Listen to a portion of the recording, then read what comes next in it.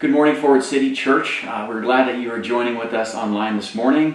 Today I have with me Donovan and Julie Jacobs, and just found out recently that they have been married 24 years. They're moving into their 25th year, and that's a long time, and that's something to be celebrated. And they're still here. They're still smiling. They're still sitting next to each other. I didn't have to make this happen. This is their choice. This is good. So I've asked Donovan and Julie to share a little bit about what God has been doing in their lives and how God got them to this point of 24 years and still celebrating marriage and still loving each other, still liking each other, still together. So really, what's the secret behind that, and how has God worked in your marriage to get them to this point? So Donovan and Julie, just share with us some of the secrets that you have. I know it's not secrets, we understand that.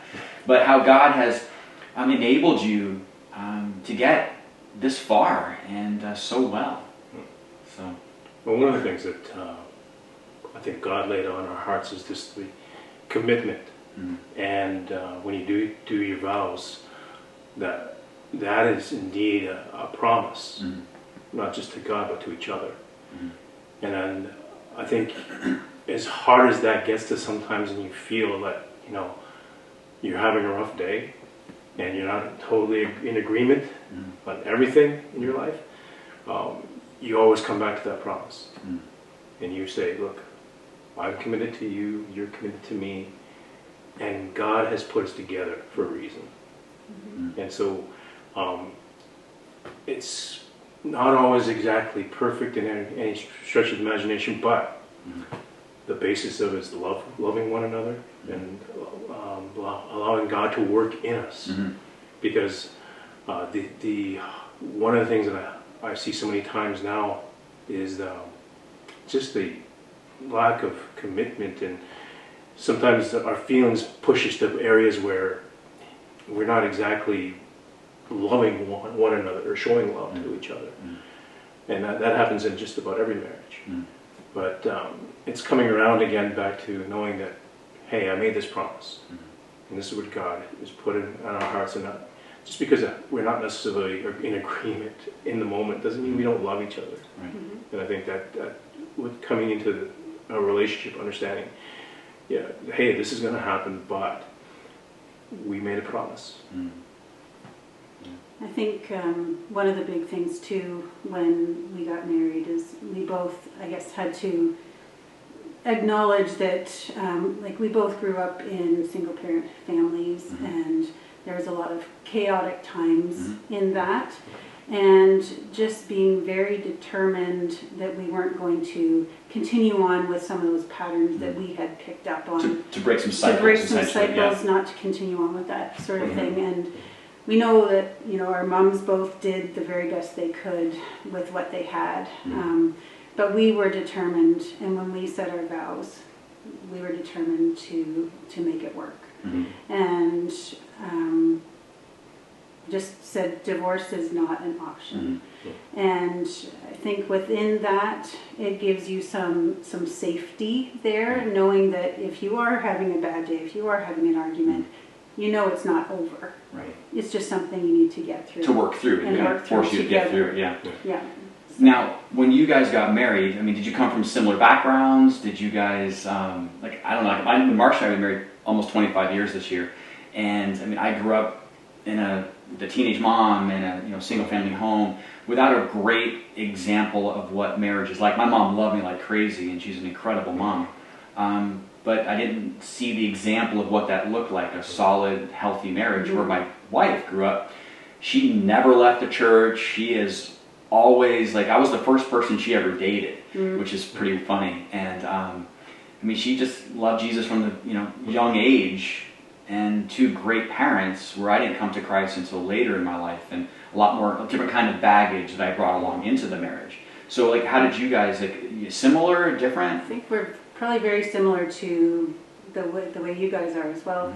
Even though we both grew up in a single mom household, my upbringing was very different from Donovan's. I was probably at church the Sunday after I was born.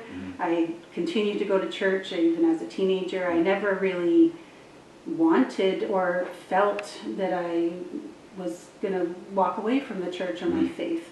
So it's just something that is always, that I've always had, and my faith has always been strong. And I've definitely questioned things over the years and struggled with things, but never questioned the fact that of my love for Jesus and my faith. So Donovan's upbringing was completely different from that. So. Oh yeah. Well, for a large part, I didn't become a Christian until I was 22. Okay. But my life as a First Nations person really was going away from God in a lot of ways. I was raised to be traditionalist, and a lot of the belief systems that go along with that. But and that's a story on itself. But just what God was doing in my life at that age, just to really miraculous, turning my life around. And then what examples again do we have as a Christian? My dad was never around hardly. So when we got married, I think I envisioned if I do everything opposite of what he did, then maybe I have a shot at this. Yeah. So that's how I came out. I started coming at it. Yeah. Now, some people would say this, and I mean, I know maybe it's different in our lives and yours, that if Marcia and I are going to have a solid and a really healthy relationship, I think what's really important in our home is that we're both individually growing in our relationship with God. That as I'm growing in my character and she's growing in her character, then that just brings us together in a very beautiful way. So, I mean, would you guys agree with that? Like, how do you guys do your faith as a family? Is it individually together? How are you guys growing together as a family? I guess maybe I'm just going to talk about myself for a minute. I've just found the past few years kind of changing for me and where my focus is, especially with our kids getting older and growing up. Our oldest has been married for a year and a half, and Jamie's getting married in January, and Caleb will be COVID wedding. It's going to be a COVID wedding in January. Definitely. It's fantastic. And Caleb will be off at school next year. So empty nesters. Empty nesters. Yeah. And I've just, I had a hard time figuring out, like, they don't need me as much as they used to. They still need me, but not in the same hands-on way that they used to. So I just found myself trying to figure out what's my purpose now. Okay. So, and I think I've been, just over the last few years trying to figure that out and kind of where God wants to lead me and the things that He'd have me do and focus on over the next little bit. Okay. Yeah. And then, so I know we've been talking, so Julie and I have been talking about some things that God's been putting on her heart. So I know He's been leading. We're going to get to that in a second, because this is pretty exciting. Because I think as a church, we're going to be able to get behind some of those things that she's kind of helping to lead within our community. So that's something we're going to talk about in a minute. But what about you, Donovan? How's God moving in you right now in the last little bit? Oh, wow. Just opening me up to a world of great need. There's a lot of things in society now that where people will choose. I think very much to what you were saying on the last couple of Sundays, one side or the other, it becomes very confrontational. And so where God is leading me in some ways has been to to begin to speak directly to what are the ideas behind our differences, and to try to kind of divide, understand the underlying mentalities, feelings, and to try to somehow bridge that. So, but for how God has really been working over the span of our marriage, wow. I think it's a mix of really about individual together as a family, having a responsibility to to teach our children and to lead by example, and my wife as well. Really has been it's pushed me, it's stretched me in a large way, because again, you don't come into the world built like that, and when God asks you to abide by certain principles in your life, it really has to. You really have to be pushed forward and put the effort in. Yeah, effort. I think it's a big word. Yeah, because we can want to do a lot of things, but we actually have to do those things that God calls us to do. Just thinking it's great, but actually doing it matters. Exactly. Yeah. And I've actually just found, although COVID isn't ideal and what anyone would want to go through, I found even being, I'm going to look forward to getting back to church every single Sunday. Yes, very soon. However, so, yes, very soon. We're going to be every week back in rhythm, so it's good. But we have found that, watching church online as a family, we've had lots of great discussions afterwards. And, I'm really just listening to where our kids are coming from and the things that they're taking from the messages too has been quite interesting. And I don't know that we would have had the same opportunity. Because when you're at church, we have a quick conversation in the van on the way home, but not quite the same. So that's cool. So that's been kind of neat. Yeah. So if we're speaking, we have Ford City has been blessed with a lot of young married people. It's funny, we're older in our church. We understand that, and that's beautiful and wonderful. I don't know. I'm really glad you guys are part of our church, and there's some others that are kind of our age too. And a little bit older, because for the longest time when we started, we were like the old people in our church. Bill and Carol, thank the Lord for them, and Marcia's parents. But we just kind of felt in that old bracket there. We have a lot of young. We're right there with you. Yeah, right there with us. So Donna and I, same color hair. We both dye it this color. It's great. But as we're thinking through some of these young families, they're still in the thick of things. They're still in the thick of little kids. They're in the thick of just trying to do life with so many pressures and things around them. And not that you guys have this perfect, because you haven't.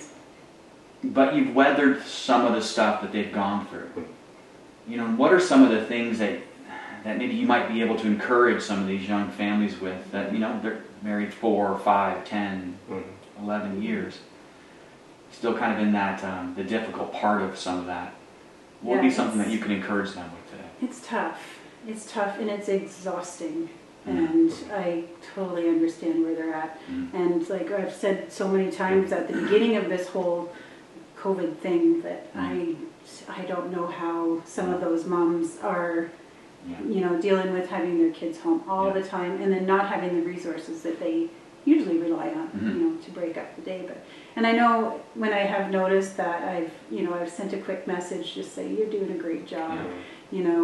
It's not easy, but it does get better, and things, the complete exhaustion part of things does get better. And I think just, I guess it's probably important too to be not losing the relationship you've got with your spouse as well when you're so focused on, and I've been guilty of that many times too, but just to keep your relationship with your spouse kind of important and focus on that as well. Because when the kids are gone, it's just the two of us, and we're now we're trying to deal with kind of the changing dynamic of our relationship, and so thankful that we still do love each other and like each other and enjoy spending time together. So just hold on, I guess, and just be true to your commitment to each other, and ask for help, ask for prayer.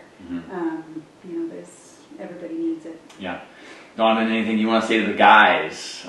Because listen, I'm with you. We didn't have that great, not maybe someone did, but we didn't have that great male role model and to help me to understand what it was to be a man, a Christian man. So, hey, what do you have to say to some of these guys? Follow Christ's example. He humbled himself. And for me, that has been a recurring theme from the time that I got saved, almost 30 years now to this point. Humility is not, by any stretch of the imagination, a weakness. It takes effort, it takes a conscious decision, and it takes a heart to put others first. And if anything, and I would say that humility is a huge part of a marriage. And it's right up there with love. And I would encourage both men and women, Mm. if that's really your heart to stay married for the rest of your life, giving somebody else the place in your life, because that's what humility is really. It's giving God the place first in any circumstance, and then also your spouse.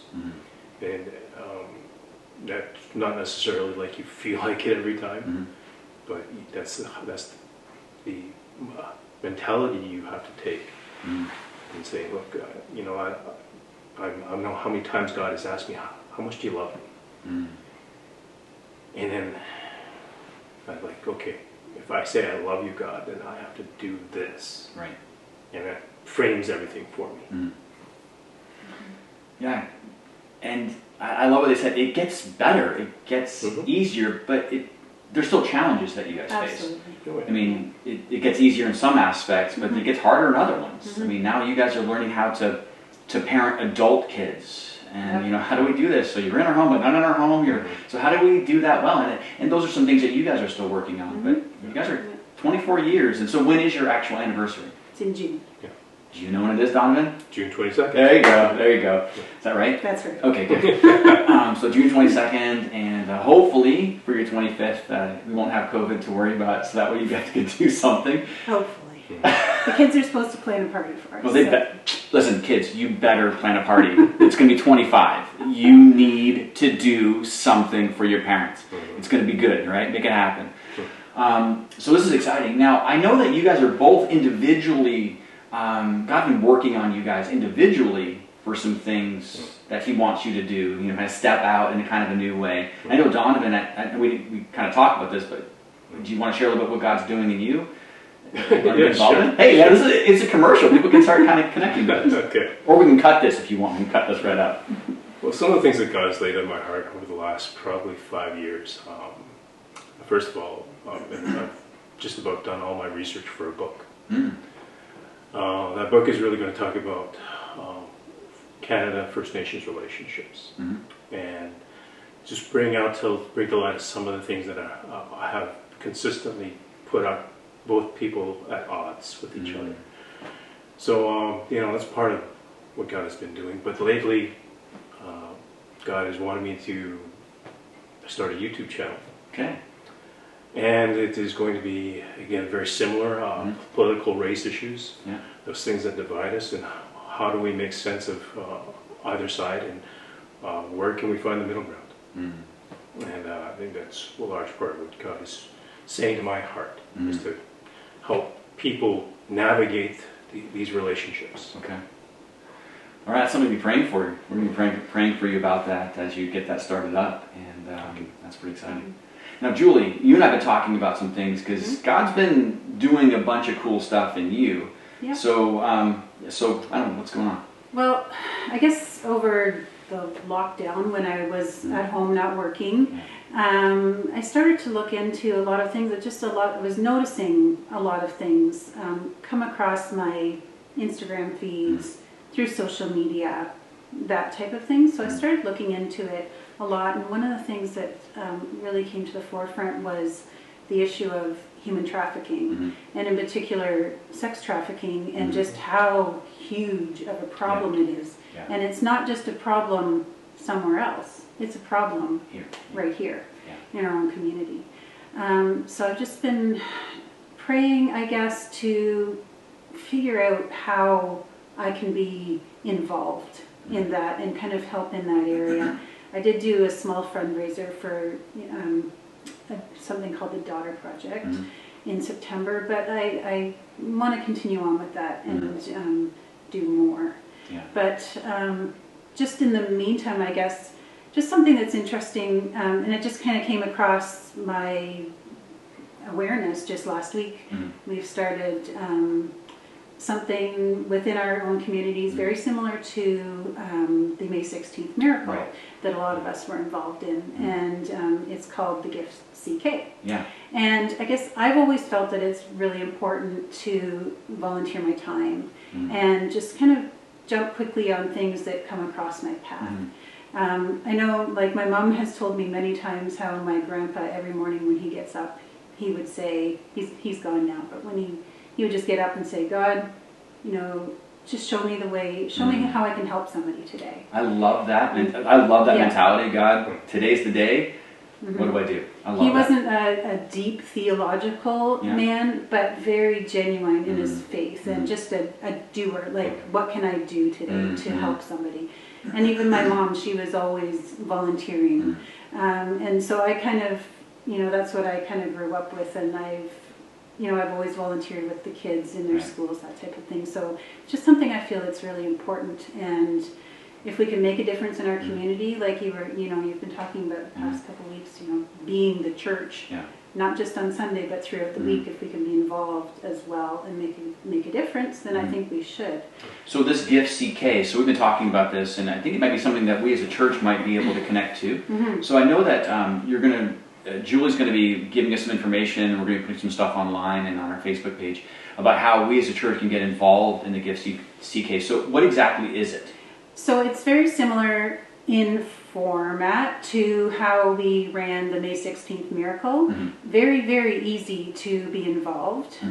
So what they're asking for is for everybody who can to put either a gift or some groceries that would go in towards the food hampers. Because there's a lot of organizations within our community who aren't able to do what they would normally do. Right, because of COVID. Yeah, because of COVID, for their Christmas hampers, and they can't reach the people that they would normally reach. So they're asking everybody all of those organizations, the Goodfellows, Free Help CK, United Way, there's all kinds of them that are coming together in all the communities within Chatham-Kent.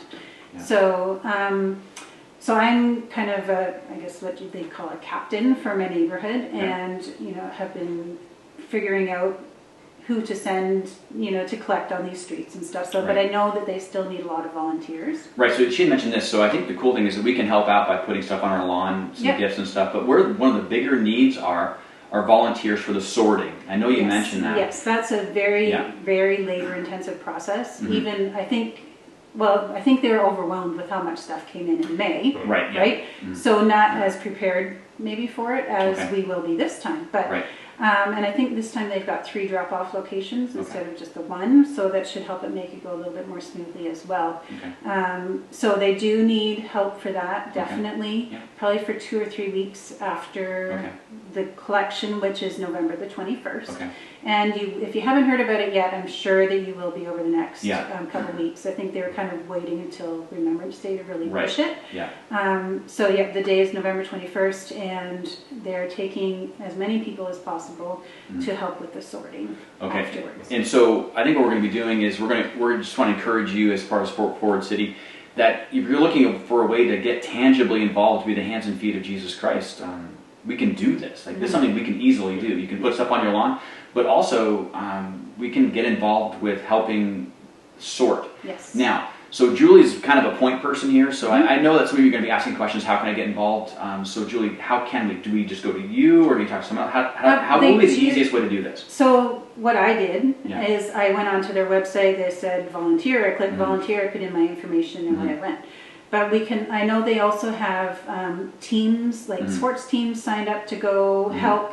Actually, another thing they're working on right now too is making signs. With the paintings to put up throughout the community just to make everybody aware. So that is going to be happening, I think, until just a couple of days before the 21st. So if you really enjoy doing something creative paint-wise, I can let you know where that's happening and the hours for that as well. And then they'll need help putting them out. Right, so I think what we're going to probably do is try to, if we can put together a team of people and be a sorting team, a Forward City sorting team, and actually help out. Then I can email them and just say, okay, we've got 15, 20 people, that can all come. Can you give us a few times? Something like that. So we'd love for you guys to get involved. I know a lot of the life groups are going to be connecting in different ways and helping the community in different ways, but this is a real tangible way that you and maybe some of your family can get involved in being the hands and feet of Jesus Christ in our community and just spending time with people and being the love of Jesus Christ. And one of the best opportunities that we have is with people who don't know Jesus yet. It's like, why are you helping out? Well, because Jesus loves these people and we get a chance to share that. So that's coming up, and so if you have any questions about that, you can email us, you can check our Facebook page, you can contact us, and we will give you the information.